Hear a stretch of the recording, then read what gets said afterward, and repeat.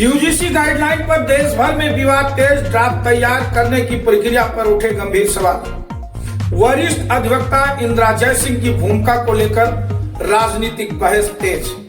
नमस्कार, मैं हूं आपके साथ अर्जुन मिश्रा और आप देख रहे हैं विराट न्यूज 24 लाइव चैनल। देश की उच्च शिक्षा व्यवस्था से जुड़ा एक बड़ा विवाद इस समय राष्ट्रीय बहस का विषय बन चुका है। विश्वविद्यालय अनुदान आयोग यानी यूजीसी की नई गाइडलाइन को लेकर देश भर में असंतोष देखने को मिला।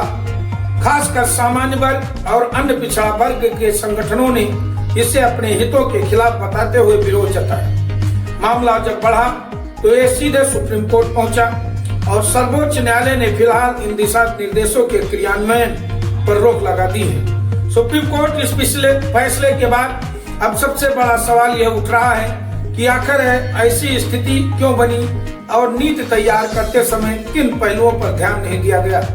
इसी बीच इस गाइडलाइन के मसौदे को तैयार करने की प्रक्रिया और इसमें शामिल विशेषज्ञों को लेकर भी नई राजनीतिक बहस शुरू हो गई है। कुछ राजनीतिक और सामाजिक संगठनों का दावा है कि इस ड्राफ्ट को तैयार कराने में वरिष्ठ अधिवक्ता इंदिरा जयसिंह की महत्वपूर्ण भूमिका रही और उनके विचारों को लेकर सवाल उठाए जा रहे हैं। विरोध करने वाले समूहों का आरोप है कि इंदिरा जयसिंह पहले भी संवेदनशील और विवादित मामलों में ऐसे पक्षों को पैरवी करती रही हैं जिन्हें लेकर समाज में मतभेद रहे हैं। उदाहरण के तौर पर उनके द्वारा संसद हमले के दोषी अफजल गुरु सहित कुछ अन्य मामलों में कानूनी प्रक्रिया के दौरान उठाए गए कदमों का हवाला दिया जा रहा है। हालांकि कानूनी विशेषज्ञों का कहना है कि किसी भी अधिवक्ता का कार्य कानून के दायरे में रहते हुए अपने मुवक्किल को कानूनी सहायता देना होता है और इसे व्यक्तिगत विचारधारा से जोड़कर देखना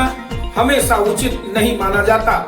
वहीं कुछ राजनीतिक समूह ये भी आरोप लगा रहे हैं कि इंदिरा जयसिंह की विचारधारा वामपंथी रही है और उसी सोच के प्रभाव में यूजीसी गाइडलाइन का मसौदा तैयार किया गया है। हालांकि इस संबंध में कोई आधिकारिक पुष्टि सामने नहीं आई है और इसे लेकर अलग अलग पक्ष अपनी अपनी दलीलें दे रहे हैं। इस पूरे विवाद के बीच केंद्र सरकार और खासकर शिक्षा मंत्रालय पर भी सवाल उठने लगे हैं। विरोधियों का कहना है कि जब यह ड्राफ्ट तैयार हो रहा था तब मंत्रालय की निगरानी कहाँ थी और क्या शिक्षा मंत्री धर्मेंद्र प्रधान ने इसे पूरी तरह से समीक्षा के बाद मंजूरी दी थी या बिना व्यापक परामर्श के इसे आगे बढ़ा दिया गया।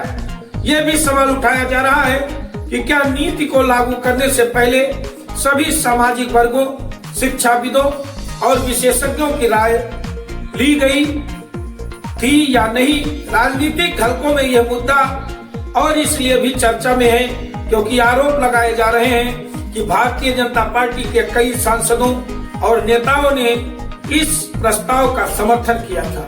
कुछ नामों का उल्लेख करते हुए विरोधी दल यह दावा कर रहे हैं कि पार्टी के वरिष्ठ नेताओं और जनप्रतिनिधियों ने इसे बिना गहन समीक्षा के समर्थन दिया। हालांकि बीजेपी और सरकार की ओर से यह कहा जा रहा है कि किसी भी नीति का उद्देश्य शिक्षा व्यवस्था को मजबूत करना और पारदर्शिता लाना होता है और यदि किसी बिंदु पर आपत्ति आती है तो सरकार उसमें संशोधन के लिए हमेशा तैयार रहती है। शिक्षा विशेषज्ञों का कहना है कि इस पूरे विवाद का सबसे महत्वपूर्ण पक्ष छात्रों और युवाओं का भविष्य है और नीति निर्माण में जल्दबाजी या संवाद की कमी से ऐसी स्थितियां पैदा होती हैं। सामाजिक विश्लेषकों के अनुसार यह मामला अब केवल एक प्रशासनिक निर्णय तक सीमित नहीं रहा बल्कि यह नीति निर्माण की पारदर्शिता, जवाबदेही और सामाजिक विश्वास का मुद्दा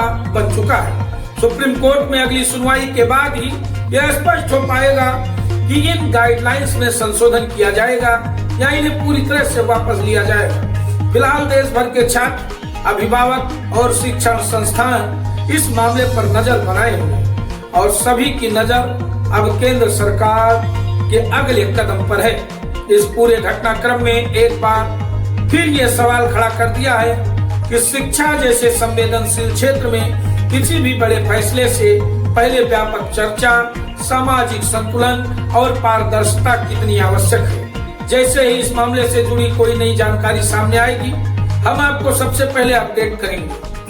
अगर आप चाहते हैं कि ऐसे ही बड़ी और विश्लेषणात्मक खबरें आप तक सबसे पहले पहुंचे, तो आप हमारे विराट न्यूज 24 लाइव चैनल को अभी सब्सक्राइब करें, वीडियो को लाइक और शेयर करें और फेसबुक पेज भी हमारा फॉलो करें। तो देखते रहे विराट न्यूज 24 लाइव चैनल। धन्यवाद, नमस्कार।